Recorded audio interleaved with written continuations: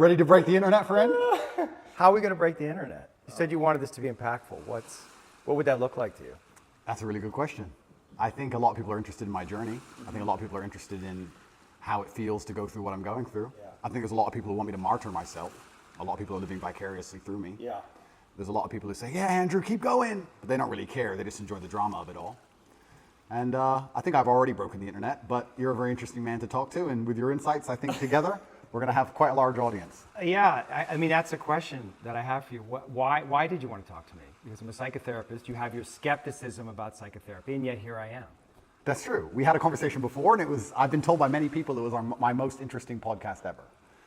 So I think it obviously varies from the norm in terms of the normal things I'm asked about. You have some unique insights.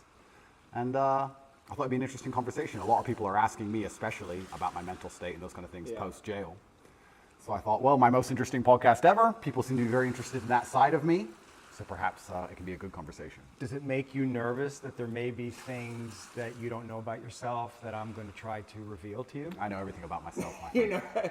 You know everything about yourself. I believe that I have an intimate grasp of all the things about myself which matter, which allow me to compete. Right. So there may be things I don't know, but I'm not sure if I particularly need them. So I'm not that interested. Right.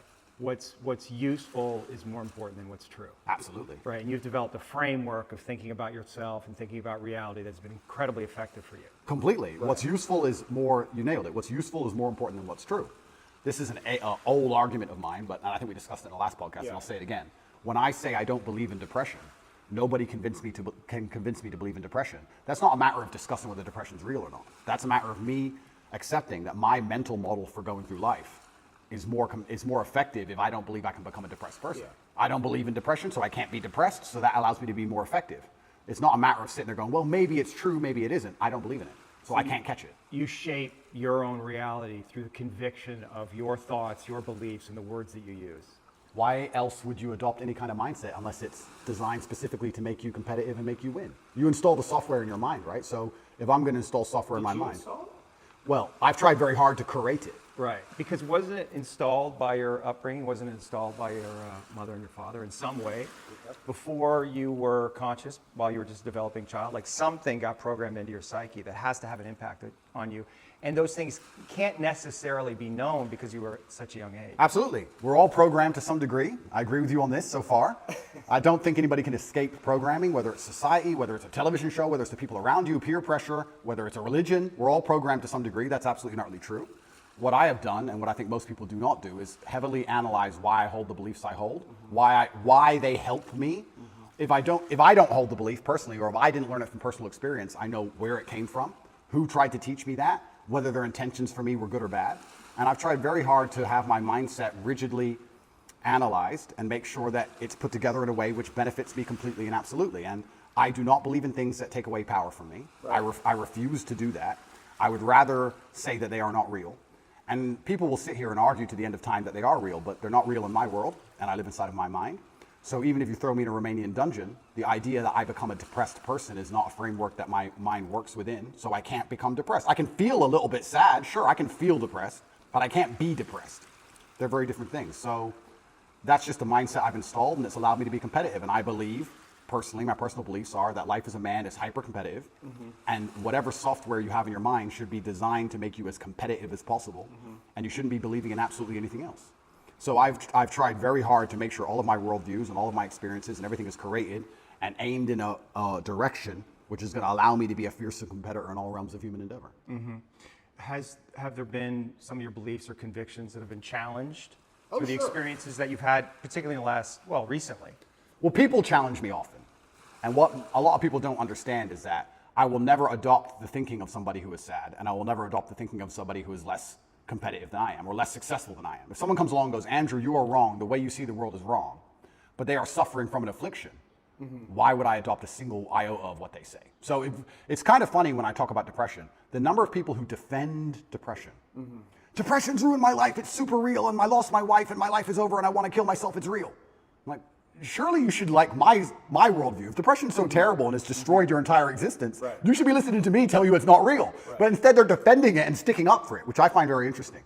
So that's the first thing. In regards to whether I have had any of my convictions challenged, it's kind of amazing. Maybe it's just a semantics trick, and maybe it's that simple. Maybe it's as simple as saying, I feel a little bit depressed today, but I am not a depressed person and I cannot become depressive. I'm not going to have depression. Maybe it's just a semantics trip. And by saying that alone, I understand that it's a temporary state of mind, which I can alter and I can affect.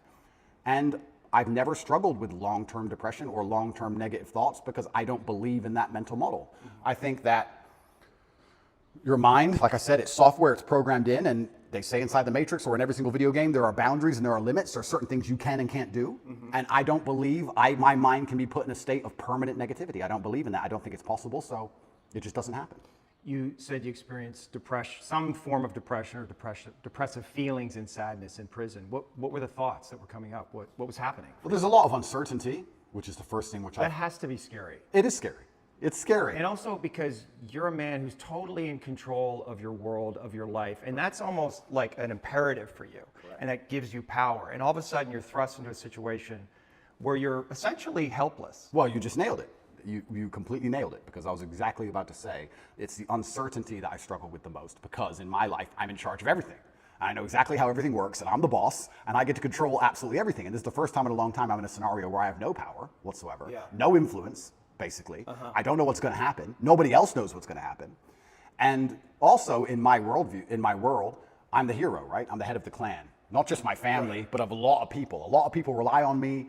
Lots of women rely on me, children rely on me, etc. So everyone comes to me every time there's a problem. So they continue to do that while I'm in a jail cell, expecting me to have some kind of answer. And I'm like, well, I don't have an answer this time. Every other time I had an answer, but this time is a bit unique. How did that feel? You don't have the answers. You can't help. Yeah, I mean, it was frustrating. It's very frustrating, and it's the uncertainty that would bother me. I don't think I felt sad very often, but I certainly felt extremely frustrated. I would sit there and think, there has to be a way out of this room. Not breakout, but like there must just be some words I can say, someone I can talk to. There must be a way. It's only a door. Like I can't just be stuck in this room. And it was hyper frustrating. Yeah, and the uncertainty of it is also scary, because in my situation, every 30 days they decide if they hold you longer or not. And I was encountering people who'd been there for years in my scenario. So. Well, the uncertainty is a form of torture, really. Oh, absolutely. Yeah, it's torture. It is torture.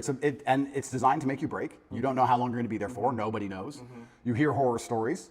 You see other people getting out who've done worse things than you after a week because they've signed a piece of paper or admitted to something or whatever they've done a deal. And you're sitting there, and yeah, it's hyper frustrating. And I think you have two choices as a man. Often when bad things happen, I feel like you can maybe get depressed and sad about it, but the other outlet's usually anger or a form of anger. I felt like anger was more, in many cases, anger is more effective, I guess. It's more useful. You were angry in there? I wouldn't say I was angry, but if I start to feel negative, I could turn it into frustration or anger, which I could at least alleviate with 2,000 push-ups. It's better than feeling sorry for myself. I feel like if I had to choose one of the two outlets, deciding to use controlled anger was more beneficial than sitting around feeling sorry for myself. I don't ever believe in moping or feeling sad. So when I was at my worst, perhaps I was a little bit angry. But then again, I also think I do that in my normal life. If I'm honest, I don't think anger is a necessarily bad thing. I think that misdirected anger is a bad thing. I think if you get very angry about scenarios and you put it in the correct direction, you get unlimited motivation and you get a lot done. The water behind the dam, it can be destructive, but if it's pushing through the turbine, it powers the town, right? So if I wake up and I go, I want more money, if I can get pissed off enough about it, I can do 36-hour workdays, right? So there's nothing wrong with being angry in my world as long as you are putting it in the correct direction. It's uncontrolled anger, I think, is a problem. Right, anger can be used as a fuel, and it's necessary. And from my framework, anger sometimes is a mask for pain. I'd agree with that. So did you experience pain in there? I know pain is a kind of an abstract word, but was it painful for you? Like, I want to know about your pain. Yeah, it's strange because I'm being as honest as possible. It's strange because I had this instilled sense of duty where even though I'm in a jail cell and I can't leave, and even though I'm cripplingly bored, I don't feel like I had time to feel pain, or I didn't feel like I had time to be a victim. You had nothing but time. No, I didn't have time. What are you talking about? Because everyone outside still relied on me. So when I would get on the phone, people would... Is that avoidance, though? I don't know. Do you keep busy? Do you avoid your feelings by keeping busy, being on the computer all the time? All the things I had to do still had to be done. Just because they threw me in a cell, it just made it more difficult, which means I have less time than ever because the difficulty's been increased. And when I would get on the phone, we wouldn't discuss how I'm feeling. I'd be worried about how everyone else is. They'd be like, how are you? Yeah, I'm in jail. What's going on with this? Are you okay? Are your bills paid? Are press hassling you? I was worried about fixing everyone else's problems from jail more than I was concerned about myself or my own mental well-being. And if I felt particularly, when I say pain, is an awkward one. I don't know if I felt pain because I don't feel sorry for myself, and I've developed this mindset of such absolute accountability that even though what happened to me I believe was unfair, and even though I'm completely innocent, I didn't think, why? I didn't think, why is this happening? I didn't think, why me? I didn't think, oh, this is unfair. Like, none of these things crossed my mind. I was like, this is garbage. However, you can't become the most Google man in the world with every light has a dark, right? Like, let's be realistic about this. Yeah. I'm thrown in a jail cell. Do I belong here? No. But am I here? Yes. I was pretty logical about it. And I was like, okay, I've got a lot of things I need to get done. And I would feel angry if I couldn't get them done. But I don't think I felt pain. Now, I'll admit, I don't sleep very well since I've left. Why? Do you know why? I heard you say in one interview that you have nightmares. I do have nightmares. Yeah. What are your nightmares about? I don't think they're about anything. I just have almost like an adrenaline rush out of nowhere while I'm sleeping, and I chew up. I bolt awake. No thoughts, no memories, no real visions? thoughts, no real story. Fear. That's fear. I guess it is, yeah. So let's just, you're dreams are a reflection of the unconscious. If you're having nightmares, there must be some unresolved fear that wants to get worked out. I believe so, but then also, I love the idea of that. Of having unresolved fear. That sounds like the most interesting thing in the world to me. If someone were to say to me, Andrew, take this pill and your unresolved fear will vanish, I would say absolutely and utterly not. That's not fun. The fun is there's something in my mind which I don't have complete control or complete understanding of yet, and it's not detrimenting my day-to-day life really. Okay, I lose a bit of sleep, but this sounds like an interesting journey. It sounds like I'm in a new level of the video game, and I've been thrust into a dark forest, and I get to do something brand new, and I'm really genuinely not worried about it. You're not, yeah, you shouldn't be worried about it. It's just where you are. I'm not worried about it, and I'm also not like, oh, I need to fix this. I don't care. I'll have nightmares, and I'll wake up, and I'll either go back to sleep or I'll continue to work, and that's life. Maybe life will keep giving you situations in which you'll have to confront that fear to resolve it. Why would I want to resolve it? Well, because... I mean, if I'm really that tired, I'll sleep. No, but fear creates distortions in our mind, right? I mean, fear is the seed of evil. Right? And so we want to know what we're afraid of, because if we block our fear, we're susceptible to bad actions, right? And fooling ourselves about what they are, rationalizing. Yeah. So I would argue that it's actually vital for you in the position that you are in and the responsibility that you have to actually confront your fear in a very real way, which probably goes back to your childhood. I mean, your dad was, the haircut story, and I don't know if you want to talk about that, if you're willing, but that's it. When I read that, I'm thinking about that little boy. It must have been fucking terrifying. It is, but I do think I had the best father on earth. I'm not disputing that. Yeah. I mean, there's a lot of good that came from your father. I'm not disputing that your father was a good man. Yeah. When you say he could go from 0 to 100 like that for a little boy, it's scary. It's fucking scary. It is. And that fear has to be in you. You don't know what the fuck he's going to do. Yeah, completely. Yeah. But I think that's prepared me for life fantastically. And I also think the fear. But have you reached a limit? Have you, well, of the video game? I mean, you're facing all these charges, right? So something, and maybe this is what you need to go through. I mean, you're on the hero's journey, right? And this is inevitable in some way. But also along the hero's journey, you have to die to be reborn. That's true. And I agree with all of that. But if I'm genuinely, I psychoanalyze myself all the time, which is one of the main reasons I don't believe in therapy and psychoanalysis. Of course you can. I do it myself. You don't think that's hubris? No. You can know your own mind, that you don't need reflection from others to see yourself, that you can see yourself perfectly? I think that, no, I don't think I can see myself perfectly, but I think that life is a perfect reflection. But why not get help? Why not? Because then it becomes a crutch. I like the idea that I can rely on myself to fix myself. Well, you have a coach. Is that a crutch? No, it's not, because he's teaching me something. What's the difference? That's fine, but if I had an affliction, I would like to be my own doctor. And I think with your mind, you can do a lot of it yourself. And I think if you have a very strict framework in how you measure how successful you are as a human, and I do it through competence and achievement, I say, which mindset do I need to achieve as much as I can possibly achieve? Right. And I can measure that in real time. I can measure that in literally dollars and world championship title belts. I can literally measure the success. Mm-hmm. I'll say, okay, well, then this is the mindset I need to have to be as successful as possible. Anything that's deviating me away from that needs to be addressed and concerned and dealt with, and I can do that myself. And I think the fear that if it's fear that's waking me up from nightmares now, it's just because I understand there's a very big apparatus, a very big enemy, which I cannot destroy and I cannot beat, coming to get me. So I do think that wakes me up. I think the fear is healthy. I think I'd be stupid to not be afraid. But I don't necessarily want the fear to go away because I have no problems feeling bad. Well, it's not about going away. It's coming into deeper relationship with it, and understanding that there's fear that's happening in real time, but there's also fear that may be in your psyche somewhere, in your body, that's connected to your history, and that may need to be resolved because otherwise you're projecting things out that you may not be seeing reality totally clearly. That's the thing, right? Like, is there a way that you're not seeing things perfectly clearly? Well, then we go back to what I just said about perhaps that's true, but if I measure myself purely on competence and purely on achievement, whatever I think and whatever I'm doing is obviously fantastic. So I'm very happy with the mindset I have. And then we go into the argument, which is a level deeper, is am I supposed to be happy? Am I supposed to feel good? No, it's not happy. No, of course, but this is what I don't understand about people, especially men in the world today. Why are they so worried about being afraid? Why are they so worried about, I was afraid every time I fought. Yeah. I fought anyway. Yeah. Like, I don't let fear guide what I'm going to do. I do what I'm supposed to do regardless of how I feel. So I don't see anything wrong with feeling fearful. I don't see anything wrong with feeling stressed or under pressure or anxious. All these things men are trying to get rid of. And I talk about men specifically. I gender this because I'm a man. I don't know how it feels to be a woman. But all these things that people are trying very hard to get rid of from their brains, I don't see why they need to leave. I will argue the point that if I feel anxious and pressured and stressed and fearful, I will get more done than if I was happy. I think if I was happy, I'd just be hedonistic and just wasting my time. I think that you get a whole bunch done with these negative connotations and negative emotions, and I think that life is suffering and pain, and you're here to go through it, and the sooner you get used to the taste, the more successful you're going to be. I have no interest in trying to change the flavor, my friend. The flavor of life is pain, and I will eat all of it. And it doesn't matter if they put me back in jail or not. I'm not sitting there going, how can I be happy in jail? I will sit in jail and say, yes, this sucks. It's supposed to suck. Yes, I'm not enjoying this. Yes, I'm anxious and paranoid. And yes, that guy might stab me. And yes, I can't sleep and I miss my family. And this is what's supposed to happen to me. And this is how I become the best man I can possibly be. And I'm going to succeed regardless. You're very convincing. You're so good though, right? It's almost like I feel like you can rationalize anything. Right? It's almost like a trick.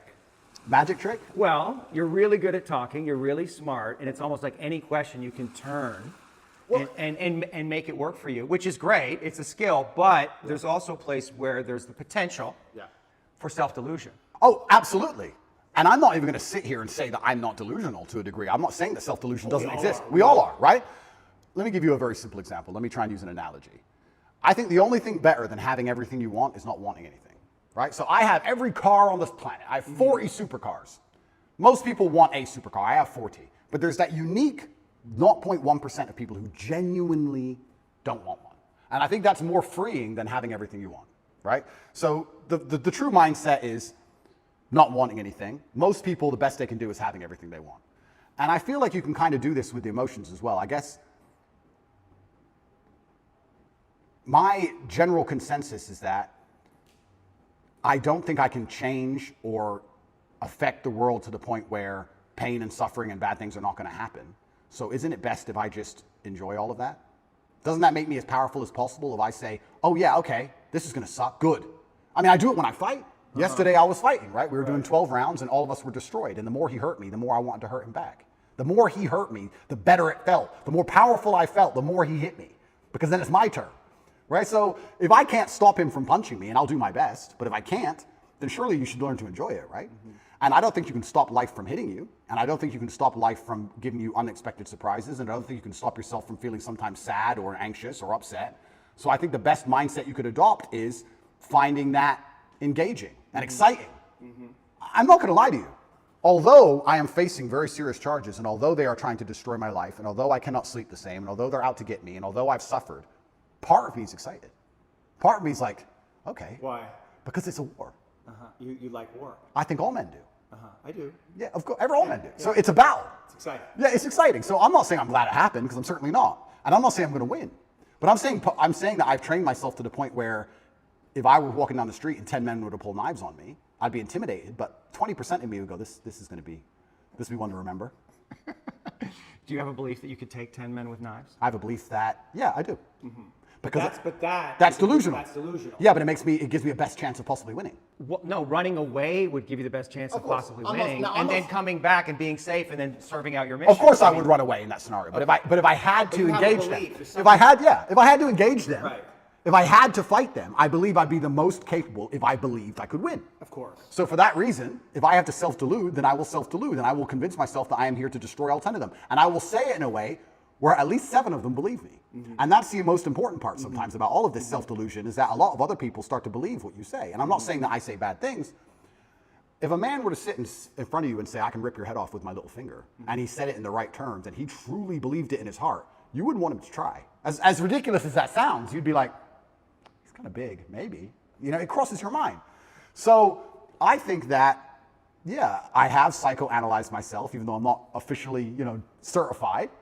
And I've decided that I can't stop bad things from happening to me. So instead, I'm going to enjoy bad things happening to me. And I'm going to build a mindset that makes me fearsome enough to succeed regardless of how stacked the odds are against me. Yeah. Yeah, and I appreciate your mindset, and it's well thought out, and it's useful to you. And so I'm just pushing up against the places where I think there might be contradictions. And I like to hear it. Yeah. I like to hear it. But like I said right now, I'm not a coward. And I want to make this very clear. I'm not a coward. I don't care if I don't sleep again for the rest of my life. I refuse to take any fucking pill, and I refuse to sit and have my mind altered by anything I do not control. I don't care if I have nightmares for the rest of human time. Right. As long as I'm in charge of my mind, I'm in charge of my life. If God decides that I don't need nightmares anymore, I'll fathom out how to stop it.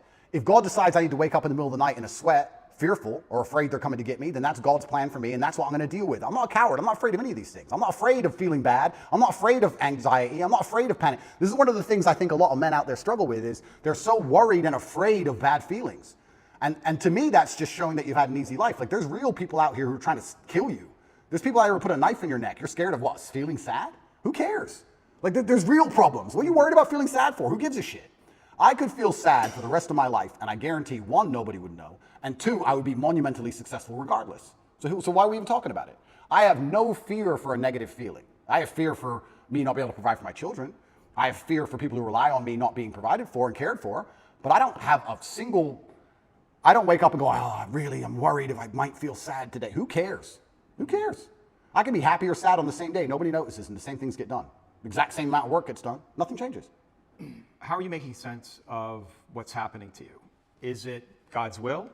Is it a co-creation? In some way, did you co-create this? Oh, no, Or are you just like a victim of the Matrix? No, I'm not a victim. So absolutely everything is, I believe. Some way you're a victim. Completely, but I believe in self-accountability. Sure. I could have prevented this. Well, how did you co-create this? If let's presuppose you did. I created this by being monumentally successful. Right. There's no light without dark.